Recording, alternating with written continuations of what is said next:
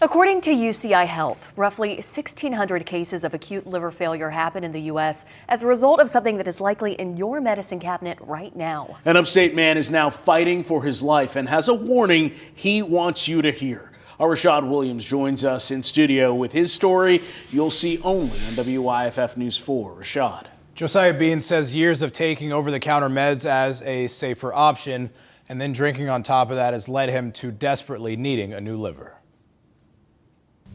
I don't think any parent should have to bury their child. It's just unnatural.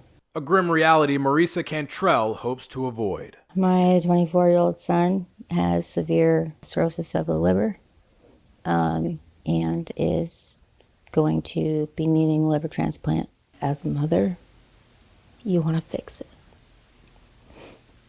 But instead, I've got to prepare to bury my son. Her 24-year-old son, Josiah Bean. He sat down with us less than 2 hours after being discharged from a days-long stint at the hospital. The yellowing of the skin was kind of a eye-opener. Josiah says getting to this point started around the age of 16. He played sports growing up, and all athletes eventually experience injuries. I didn't want to take narcotics for it. I wasn't trying to take any of the Vicodin doctors wanted to give me, or, because of the stigma around that and the opioid epidemic.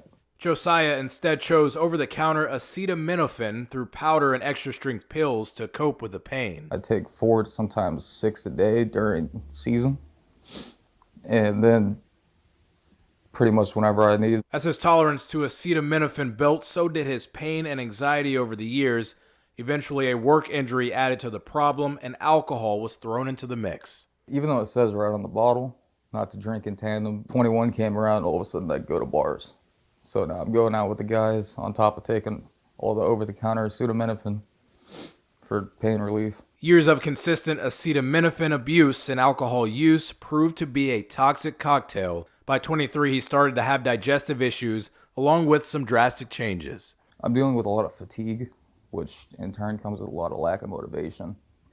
I started noticing yellowing in the eyes, or jaundice. Portal hypertension, varices throughout his stomach and his esophagus. With the alcohol itself caused what's called alcoholic hepatitis. Because it's classified as that, he has to wait 8 weeks to go onto that transplant list.